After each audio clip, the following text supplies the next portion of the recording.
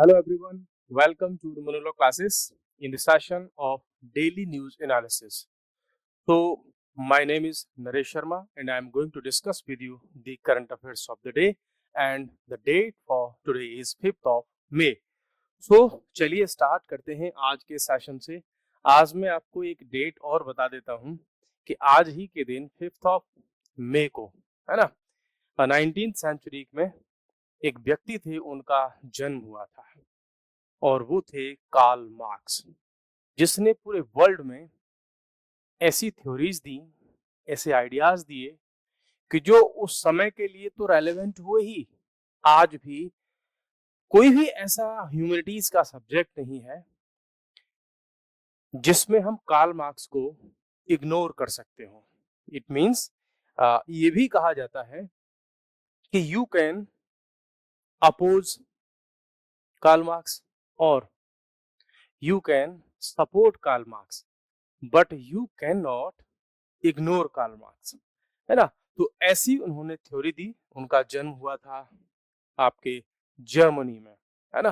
तो Karl Marx की ही then है जो आज हम देखते हैं डिफरेंट टाइम्स पर हम बोलते हैं कि कम्युनिज्म जैसे कॉन्सेप्ट, जो कि उस समय के कैपिटलिज्म को टारगेट करने के लिए उसकी एक अल्टरनेट थ्योरी के रूप में आया था आपका मार्क्सिज्म, है ना। तो चलिए आज के इंपॉर्टेंट न्यूज पर चलते हैं। Amid tension at border, IAF chief meets PM. So आप सबको पता है कि भाई बॉर्डर पर ऑलरेडी टेंशंस हैं और वो सब किस लिए हैं? पहलगाम के अटैक की वजह से। इसी बैकग्राउंड में मीटिंग हुई है अभी रिसेंटली इंडियन एयरफोर्स के चीफ की, किसके साथ में? प्राइम मिनिस्टर ऑफ इंडिया के साथ में। आपके लिए क्वेश्चन है, who is the current IAF chief?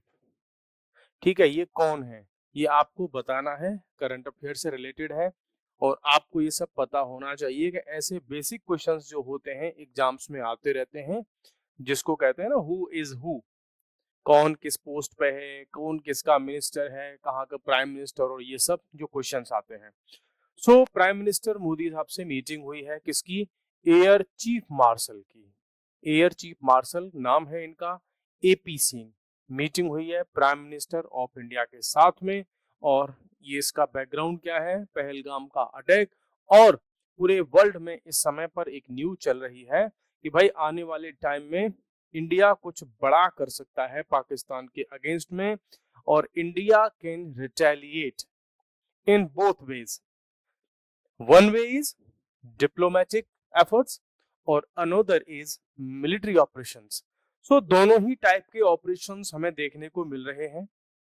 कैसे कि एलओसी पर बहुत सारी फायरिंग हो रखी है, दोनों ही साइड से आर्टिलरी की फायरिंग हो रही है, नॉर्मल जो वेपन्स होते हैं जो राइफल वगैरह उनकी फायरिंग हो रही है, रॉकेट लॉन्चर जिनको मारेल बोलते हैं उनकी भी फायरिंग हो रही है, बेसिक लेवल के जो ग्रेनेड्स होते हैं उनकी फायरिंग हो रही है ना।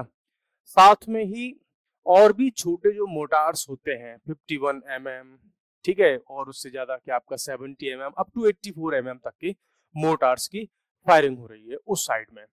डिप्लोमेटिक एफर्ट्स में हम देख रहे हैं कि सिंधु मिस, जिसको हम इंडस वाटर ट्रीटी बोलते हैं, इंडस वाटर ट्रीटी को हमने सस्पेंड कर दिया है और चेनाब और झेलम रिवर पर जो हमारे डैम्स बने हुए थे उसमें से हमने पानी की जो सप्लाई है उस वाटर सप्लाई को रिड्यूस कर दिया है। पाकिस्तान को जो वाटर जाता है उसको हमने रिड्यूस कर दिया है। तो ये हो गया आपका डिप्लोमेटिक एफर्ट्स। अब इससे पहले जो हाई लेवल मीटिंग हुई थी जिसमें जो है डिस्कशन हुए थे, नेवी के चीफ एडमिरल थे जिनका नाम है दिनेश के त्रिपाठी और अदर टॉप लीडर्स भी इसमें थे, हमारे defence minister Rajnath Singh and ऐसे कौन है? Ajit Doval, national security adviser, है ना, ये भी उस मीटिंग में थे। Chief of defence staff general Anil Chauhan, ये भी उस मीटिंग में थे।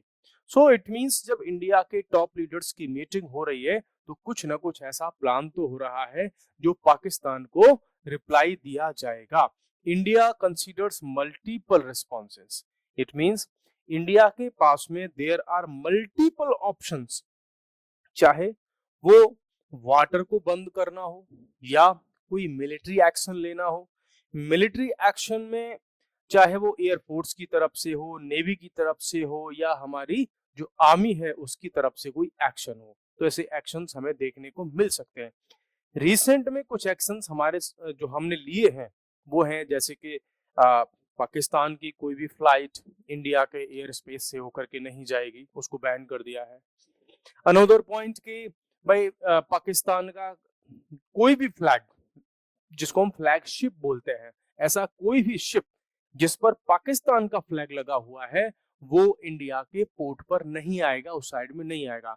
वैसे ही कुछ स्टेप्स पाकिस्तान ने भी लिए हैं। तो दोनों ही साइड से ऐसे जो रिटेलिएशन वाले स्टेप्स हैं वो देखने को मिल रहे हैं।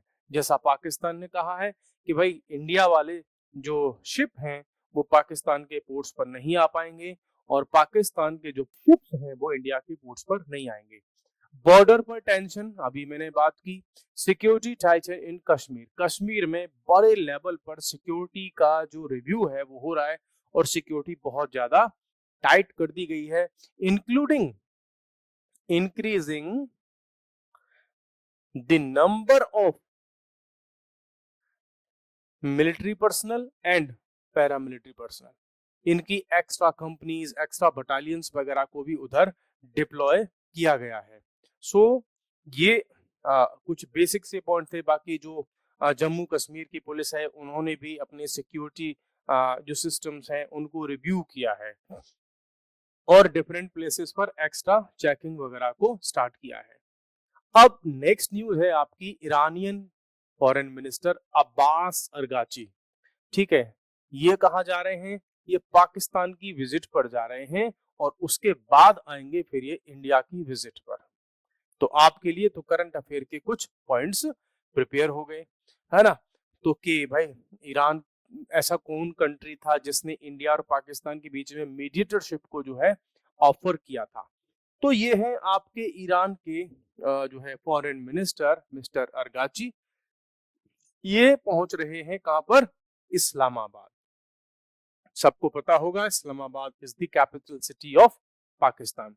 तो ये 5 मई को आज पहुंच चुके होंगे मॉर्निंग में और उसके बाद फिर ये वापस चले जाएंगे ईरान और फिर आएंगे 7 और 8 मई को हमारे यहाँ पर रहेंगे। हालांकि देखो ये ऐसा भी कर सकते थे कि भाई देखो इधर आपका ईरान, उसके बाद आपका पाकिस्तान और उसके बाद सीधा इंडिया। भाई जब ईरान से आप पाकिस्तान आ ही रहे हो इस्लामाबाद, यहीं से सीधे इंडिया आ जाते, है ना। लेकिन उन्होंने ऐसा नहीं किया। ये पहले पाकिस्तान आएंगे, वापस फिर ईरान जाएंगे, फिर अगेन आएंगे इंडिया। ठीक है। सो ये एक मैसेज देना चाहते हैं कि भाई दोनों कंट्रीज में जो हमारी विजिट है वो सेपरेट है। हमारा ऐसा कुछ नहीं है कि हमने एक ही टाइम पर दोनों कंट्रीज की विजिट कर ली और दोनों को ही हमने काम जो है जो वर्क था उसको हमने मैनेज कर लिया। इनका सीधा ये मैसेज है कि नहीं भाई, हमारी पाकिस्तान के साथ जो विजिट थी वो पहले से प्लान्ड थी, अचानक से ऐसा नहीं हुआ है। इन्होंने एक बात कही है, calling both countries brotherly neighbours. बोला दोनों ही हमारे भाई जैसे पड़ोसी हैं, है ना, हमारे नेबर हैं, ब्रदर लाइक नेबर्स हैं। तो हम चाहेंगे कि भाई दोनों के दोनों आपस में झगड़ा ना करें, कोई वॉर ना करें और ठीक तरीके से रहें। हालांकि साइड में इन्होंने ये भी कहा कि भाई जो अटैक हुआ है इंडिया में पहलगाम वाला, हम उसको स्ट्रॉन्ग वर्ड्स में कंडेम करते हैं और हम किसी भी तरह से ऐसे टेररिज्म के साथ में नहीं हैं। हालांकि गजब बात तो ये है कि ईरान भी अपने आप में जो है टेररिज्म का एक्सपोर्टर टाइप का है। ठीक है, क्योंकि ईरान से निकलने वाले टेररिस्ट जो हैं उन्होंने भी पूरी दुनिया की नाक में दम कर रखा है। चाहे वो आपको हुथीज हो जो रेड सी में अटैक्स कर रहे हैं, है ना, चाहे वो आपका हमास हो, उसके पीछे भी ईरान बैठा हुआ है। इजराइल के अगेंस्ट में जो फाइट्स हो रही हैं उसके पीछे भी ईरान बैठा हुआ है। तालिबान को भी कई बार सपोर्ट करने वाला ईरान हुआ करता था। सऊदी अरबिया के अगेंस्ट में जो यमन है ना, उसमें भी सऊदी अरबिया के अगेंस्ट की फोर्सेस को सपोर्ट करने वाला ईरान है। ठीक है।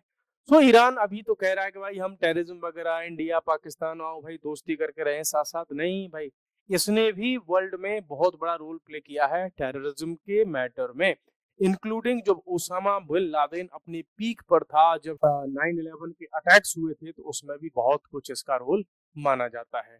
ठीक है, तो हालांकि अभी ये कह रहा है कि दोनों आओ भाई साथ में चलते हैं, क्योंकि इसको अपनी इकोनॉमी भी दिख रही है, बिकॉज इंडिया ईरान से अच्छा खासा ऑयल इंपोर्ट करता है, वो भी तब जब यूएसए ने ईरान पर सैंक्शंस लगा दिए थे।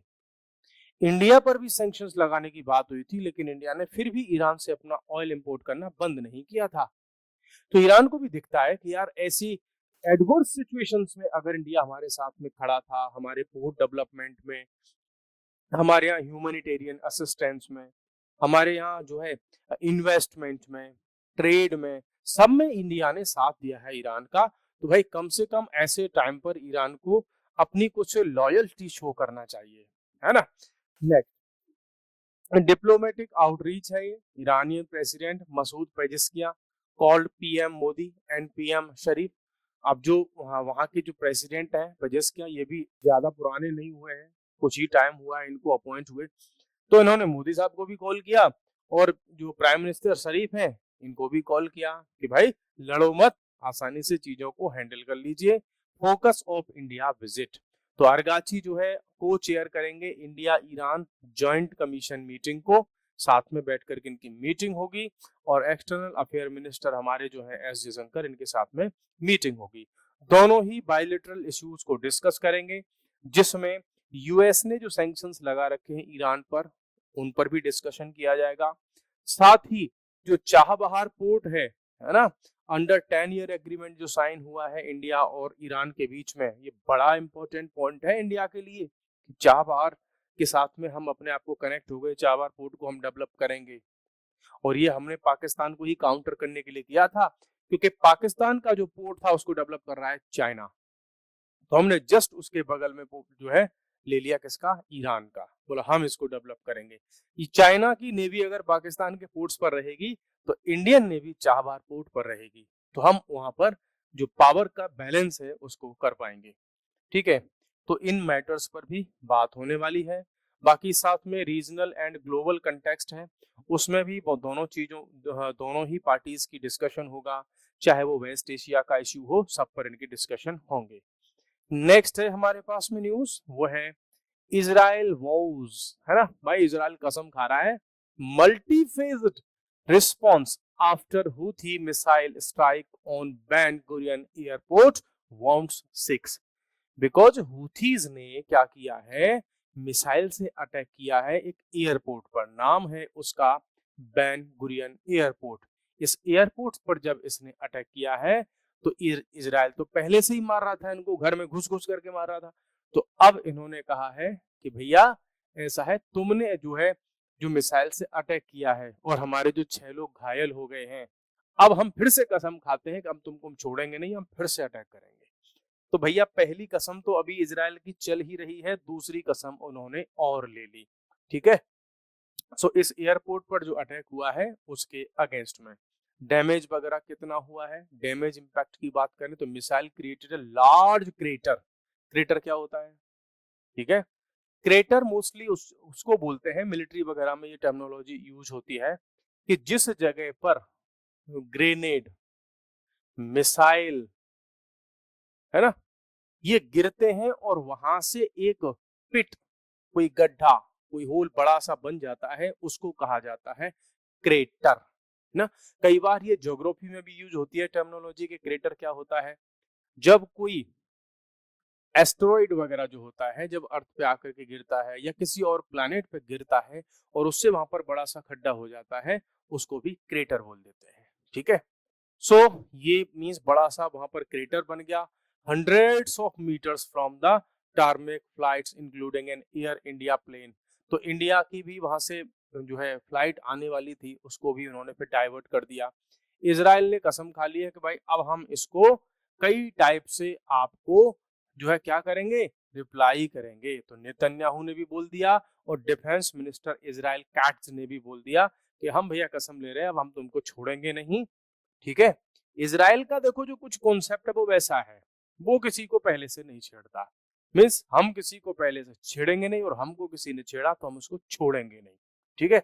उस टाइप का इजराइल का अपना कॉन्सेप्ट है। First direct hit on airport, because अब तक के जितने भी कंफ्लिक्ट थे इजराइल हुथीज के बीच में, इजराइल और हमस के बीच में, वो एयरपोर्ट्स वगैरह पर अटैक नहीं कर रहे थे। पहली बार इन्होंने एयरपोर्ट जो है अटैक किया है।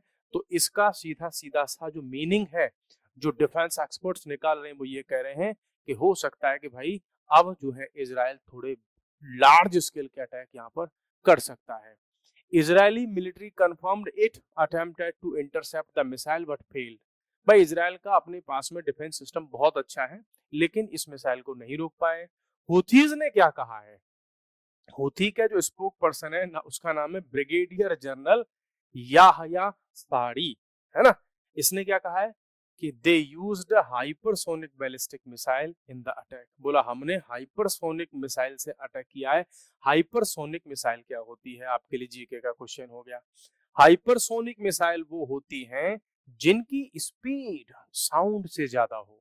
साउंड की स्पीड से ज्यादा जिस मिसाइल की स्पीड होगी हम उसको कहेंगे हाइपरसोनिक मिसाइल। तो एक्चुअली ये जो हुथीज का स्पोक पर्सन है, जब ये कह रहा है ना कि हमने हाइपरसोनिक बैलिस्टिक मिसाइल से अटैक किया है, तो ये बताना चाह रहा है कि हमारी जो डिफेंस टेक्नोलॉजी अच्छी खासी है, हमारे पास वेपन्स की कमी नहीं है। क्योंकि देखो जो हुथीज हैं वो कोई कंट्री नहीं है, वो एक मिलिटेंट ग्रुप है। अगर मिलिटेंट ग्रुप्स के पास में हाइपरसोनिक मिसाइल्स पहुंच गई तो आप कैसे रोकोगे, फिर कहां जाएगा, ये ग्लोबल लॉ एंड ऑर्डर है ना। सो ये उस पॉइंट को कहना चाह रहा है, मिलिट्री एस्केलेशन एक्सपेक्टेड।